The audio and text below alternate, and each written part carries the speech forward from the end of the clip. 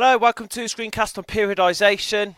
So this is the focus of periodization. Now this tends to cause people quite a bit of concern, and I suppose it's due to kind of the complexity to which it can be studied. Now I really do believe that on the A-level PE syllabus, you are required to know certain things that are not complicated. Okay, so what we have to know if we've got a periodization, we have to have an understanding of what the cycles are. So the 3 cycles, you have to be able to explain them, and you have to be able to give an example of them. On top of that, you have to know 3 phases of training: preparatory, competitive, transition. Explain them, give an example. Finally, you have to have an understanding of tapering. Now, tapering and how that fits in with the periodization. And then finally, I said finally before, but you look here and think this is kind of a summary, I suppose, of the 3 components of fitness you've looked at. We've looked at aerobic capacity, we've looked at strength, we've looked at flexibility training. Now we have to have an understanding of how we organise that training in order to maximise either health or performance. So just to give you an idea of what you're going to be required to do, I'm going to give you these. These are the questions that have come up so far. Okay, so we've got one here which kind of directly links in. So basically this one's asking, using a sport of your choice, show how the performer would split 12 months of their training into periodization cycles. So you look over to here, that's what you need. We've got to make sure you can use your assessment objective 1. You can describe them, but also you can give an example. And then on this one comes down to here, what is meant by the term tapering in sport? And it asks then to analyse its effectiveness. So there's an assessment objective 3 command word there that requires you to give advantages and disadvantages. Okay, so if we come down to here, the next question I've got for you, 3 phases of training, I'll name below, outline what is meant by each phase, and use an sporting example, using sporting examples to describe a specific objective for each phase. So again, you've got these 3 names, we've got to describe them, we've got to give an example linked to a goal within that. So if you can see that is kind of how your exam questions will be structured. There is a lot of talk and a lot of worry from students with regard to principles of training, which is a GCSE kind of topic, and it's also a topic that is covered in the book, but it's not directly referenced in the exam. So my tip for that would be that they cannot ask you about variance, they cannot ask you about specificity, but you might get credit in a longer answer for referring to them in your answers, which I'll just explain them at the end so you can add them in if you wish. You can only be asked questions on the cycles, phases of training, tapering, and then linking your training program to those key components of fitness there. Okay, let's have a look then. Let's get started. Periodization. So let's just get an overview of what it is. So basically it refers to an organized division of training into a number of cycles or blocks, and suppose ultimately, what is the aim of organising your training into blocks? Well, the key aim, of course, is to try to make sure that the athlete peaks at the right time. Okay, so we really need to make sure that the objective is to make sure they reach their physiological peak at the correct time. So far, organised division, specific blocks, physiological peak at the right time. So that's the background to periodization. If you've got a question on what is periodization, that is what it is. Okay, so moving on. Let's have a look at our first objective from the specification then, which is looking at periodization cycles. So, starting off then, I really believe that in order to make sure we get this right, it's really good for you to have a concrete example. A concrete example is one specific sporting example that you dissect amongst the kind of points that you have to explain. So we've got to talk about 3 periodization cycles. Okay, the periodization cycles include macro, meso, and micro cycles. I think it's really good if we can just use this one example to dissect our information and then show that we can apply it to sporting context. So let's have a look how we do that then. Macro cycle then, quite simply, translation, long-term plan of training. Okay, it's a long-term plan of training. That is it. Okay, you can call it a long-term goal. And then if you're talking about the time period, you're looking at anywhere between 6 months to a year. And some people, with Olympic athletes, they talk about this concept of a mega cycle, which consists of 4 years. But particularly, I think for our spec here, we're looking at kind of 6 months to a year.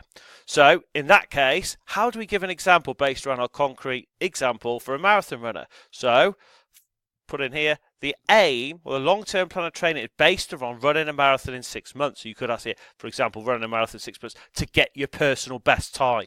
That is your long-term goal, to get your PB in 6 months' time, and your long-term plan is based around running a marathon in 6 months. Nice and easy, linking the time period to our concrete example. Let's have a look at the next bit then.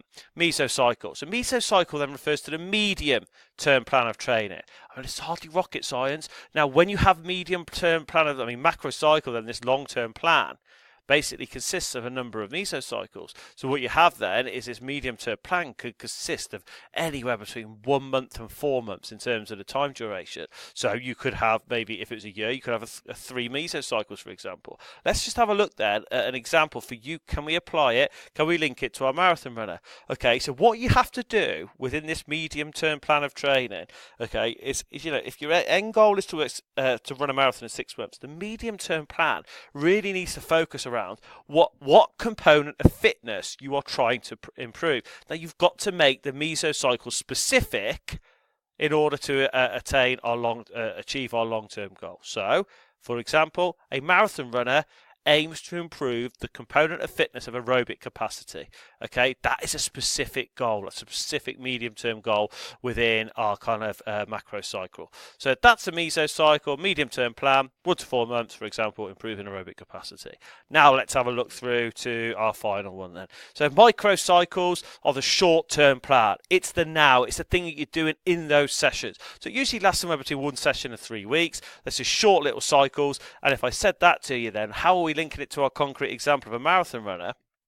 Wow, let's have a think about that. So what we're going to be doing, this basically means what am I doing from session to session? So if we've made this specific kind of medium-term plan to improve aerobic capacity, how are we going to make our training sessions specific? Well, we're going to do that via making sure we perform training types or training sessions that will improve our aerobic capacity. So we're going to perform continuous training, or we're going to perform HIIT training. This will help us, particularly continuous, I suppose, in this case, to improve it for a marathon running. That's specific, okay, and that makes sure that we've aligned those questions. That is what you would need for an exam question based upon periodization cycles. How would you organise your cycles throughout a year? That is what you would need. Let's move on then. So that's your cycles, not to be confused with our next topic, which is phases of training. So the phases of training, this might be a little bit more linked to a kind of a football player, for example, a rugby player, whatever. You can start to look at the different phases within a season. So start off then. So what you have then is a preparatory. The preparatory phase, or preparation phase, that's easier to say, basically refers to the pre-season training block. And usually when you're talking about this, the kind of key goal, it has to be high intensity and high volume. This is the point where you really are ramping up your fitness work to give you those adaptations for later in the season. So if you're looking at that, how do we example? So I'm saying, e.g. here, what does that mean in terms of a goal of a football player? Well, a football player being, in this case, we're having peak fitness for the start of the season. That is the goal of the preparation phase of training. Pre-season training, but high intensity, high volume. Football player's goal, peak fitness for that first couple of weeks of the season to get ourselves ready to go. Going on from there then, competitive phase of training. So you have a competitive phase of training. Often when teams are in the kind of real competition part of the season, there's very little time to work on kind of high intensity, high volume stuff. So what will happen is there'll be a reduced intensity of volume, and you will start to do something called tapering, which we'll have a look at in a minute, which basically means reducing your workload prior to the event. And what that means for, you think of professional footballers, when they're in the middle playing every 3 days, they will have very reduced workloads whereby they'll be doing tactical stuff, shape stuff, or little short bursts of exercise, rather than doing long volume and high intensity stuff. So what does that mean for our football player then, our concrete example in this case? It means that they are saving energy to win the long-term goal that might be the cup final, winning the league, working on tactics, as I said, from that. So the key thing here, the tapering to reduce workload, saving energy to win the cup final, to allow them to win the league towards that long-term goal. Going on then, we've got a transition phase. So transition phase then is the end post-season. And the key focus for this is looking at things like rest and recovery, maintenance, a very low-level maintenance of fitness. So if we keep it with this one to make it a little bit easier to kind of answer an exam question, if we're linking this to our example, a football player having time off to maintain motivation. So this means they have a 2-week period where they do very little exercise, they might do very low-level jogging, walking, just to keep themselves ticking but not doing anything. So this is the kind of a holiday period where they would not be focusing on any any kind of intense fitness at that point. Okay, so that gives us that section. That's what you'd be looking at for that. And I think, if you split it into your three, but all of us have done pre-season training, all of us have done kind of competition when you kind of reduce the intensity a little bit, and then finally we've all kind of had their periods. Majority of us will have quite a big post-season transition phase where you pretty much just do this. Professionals will do some kind of maintenance of fitness work, but rest and recovery, and this allows us to obviously often kind of refocus on motivation. So if we go on from there then, let's have a look at the final part of the specification. So the final part of the specification looks at this concept of tapering. So we've said it here, so let's have a look at what it is then. So what is it? So basically it's to reduce it, a reduction of intensity prior to an event. And the key reasons behind this is to kind of maintain or preserve glycogen. So it's basically making sure we are not absolutely ripping or shredding or tearing or I suppose removing our glycogen. We're slogging ourselves in training. We are actually reducing the intensity so that we still have plenty of glycogen in our muscle and livers that we can then use to break down fuels both anaerobically and aerobically, as you will have looked at in other parts of physiology. So you're trying to keep it reducing intensity and volume of exercise, okay, prior to the kind of a game, prior to a cup final, prior to the Olympics. And then you've got this maintain, preserve glycogen. If you can remember two things on there, that'd be absolutely great. Going on then, let's have a look. Now, you could be asked to analyse the effectiveness, evaluate tapering. So if we're talking about reducing intensity prior to event, what are the good things about it? Well, obviously, you're maintaining energy. So you're maximising your energy, I suppose. It optimises performance. It allows you to peak at the right time. Do you remember talking about that at the start when we were defining periodisation? So it allows us to peak at the right time, optimises our performance, and it means that you can maximise your energy store. But of course, the flip side to that is some people like to be active all the time. So the disadvantages of tapering basically refer to the fact that it can lead to lethargy. I mean, it can lead to lethargy. It can lead to weight gain where people aren't doing enough work and maybe eating the same as they were when they were training particularly or training harder. So that would be good just to kind of keep in mind. So if I had a look at that, that's what it is. Make sure you've got these as your three distinct blocks. Now, what I would say on this is you could get a question that asks you about periodization cycles, 1. You could get a question on phases of training, 2. You could get a question on tapering, 3.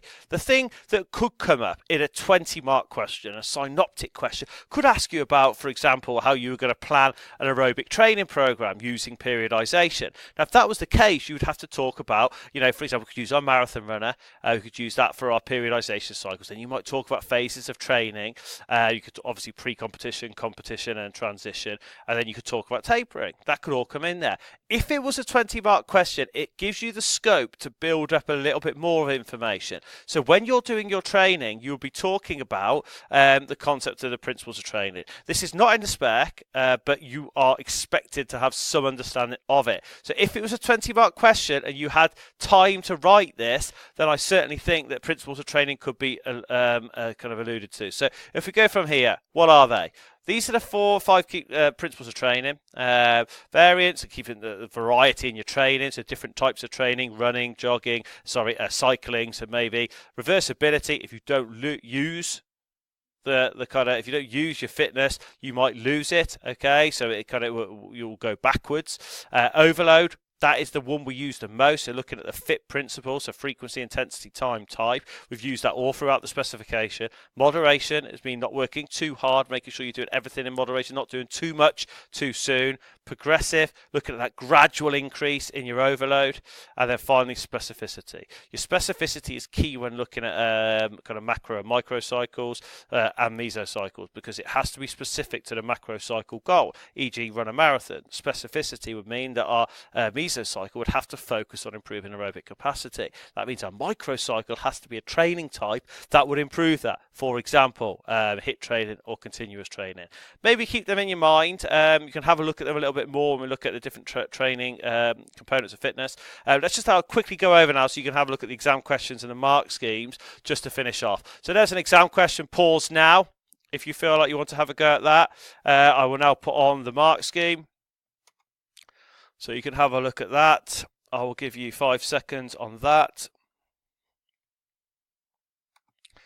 Final question, which is on here. maybe pause it now, see if you could have a go at answering it or when you're ready, and finally the mark scheme for that.